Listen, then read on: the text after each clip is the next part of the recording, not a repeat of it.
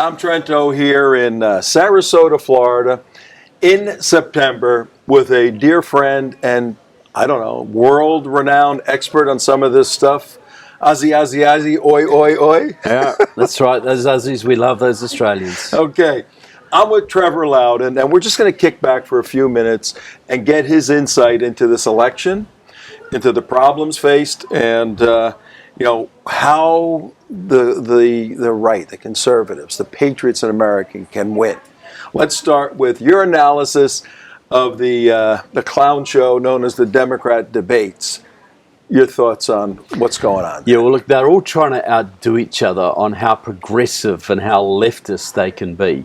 You know, positions they would have been completely embarrassed by 5 years ago are now just standard. You know, the Green New Deal, socialised healthcare,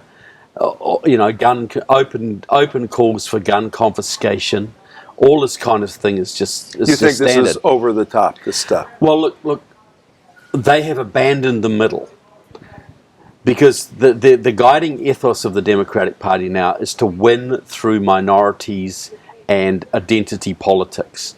So it's all red meat to the minorities, all red meat to identity politics, all red meat to the soccer moms, millennials, Latinos, blacks, Muslims, anybody they can to cobble their majority together. Because they believe that they're going off a guidebook. It's written by a man called Steve Phillips, a former Maoist, who married into a very wealthy family in San Francisco, and he wrote a book called Brown is the New White. I'm reading it. Yeah. It's an unbelievably racist book. It's incredibly, because it's all about identity politics. They don't even talk about ideas. It is how you get enough minorities together to win an election. And his argument is, Democrats, forget the middle. Don't waste all your money trying to get 1 or 2% of people to switch your way. There are millions of progressives of color in this country. You know, Native Americans, Black Americans, Latinos, who are solid Democrats but don't normally vote.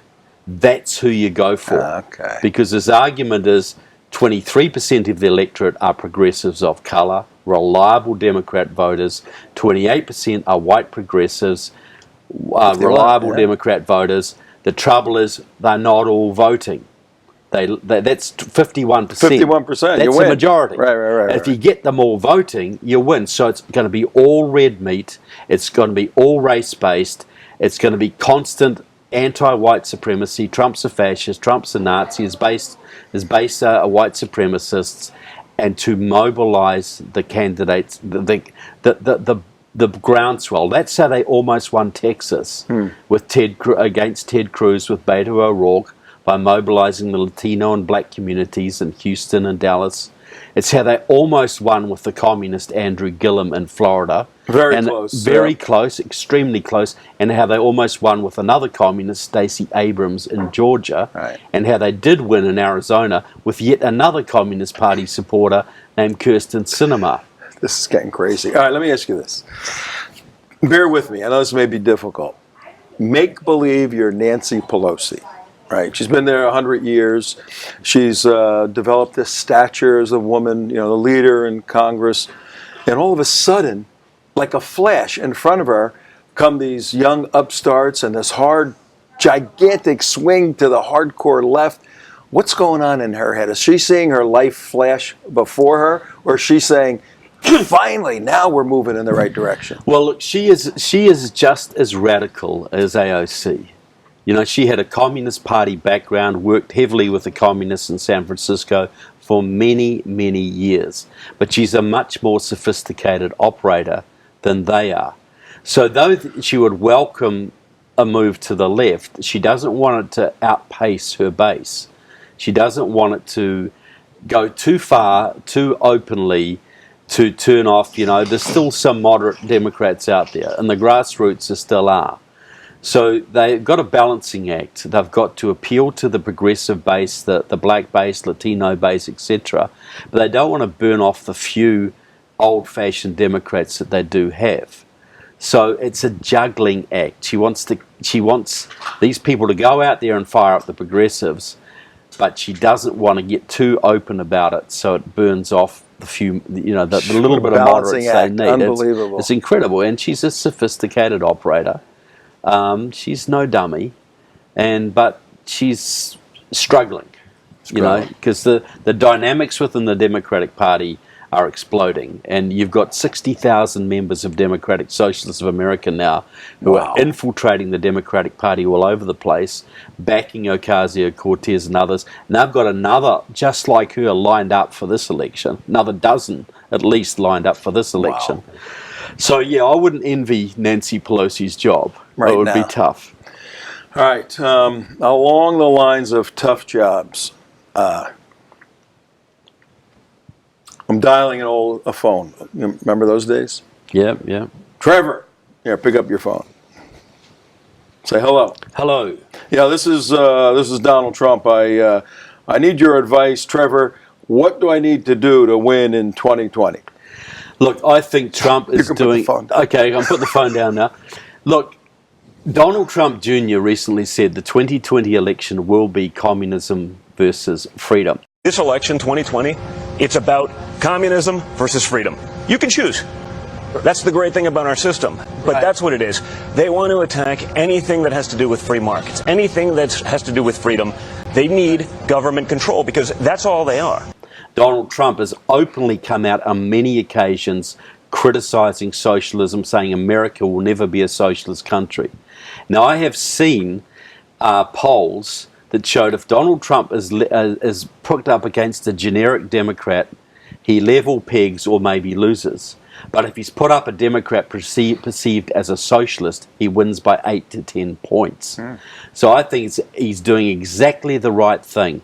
You've got to nail the Democrats as the Marxists and communists that they are, because that's what they are. What they call us racists and white supremacists and fascists, and we call them liberals and progressives. We have to call them, they lie about us, we have to tell the truth about them. Good point. And so Trump is right to make this all about socialism, because this is driving Nancy Pelosi crazy. Because yes, she wants the socialism, but she also knows it's not quite a winning formula on the national stage. It doesn't work well in Indiana.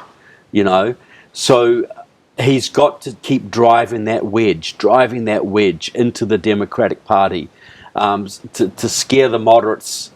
What I said, this is not a battle in the Democratic Party now between moderates and socialists. It's a battle between old socialists and new communists. That's what it is. A little different. Significantly different. But he's got to keep driving that wedge home, because people like Pelosi is still embarrassed by the socialism term. He's got to smash her, smash it endlessly. Socialism, communism. What's the difference between Bernie Sanders' democratic socialism and communism? It's about 5 years. Yeah, nothing I can That's say. all it is. It's just Bernie Sanders is a full-on communist. But most Americans don't quite see that yet. And Trump's got to keep driving that home. Their election campaign is going to be all about race. All about race. His has got to be all about socialism versus freedom. Beautiful. Communism versus freedom. You're going to be there pounding the bad guys? Absolutely. Right. I'm Looking here in forward to Florida working right together. up till the election. This is the most critical state, and we're in the most critical part of the most critical state. And we got a big job here in Florida, and we got to deliver Florida again for Trump. Well, for the Republic. That's who we're delivering Florida for. And I think all hands on deck are required, because it's not going to be easy. Anybody thinks it's a cakewalk is dreaming. But we can win it, and we must win it. All right. Trevor, thank you very much. You're welcome, Tom. Can I put the phone down now? Okay. Always good to talk to you, Tom. Absolutely. I don't have to. We don't have to pussyfoot around each other, do we? Get right into it. Yeah.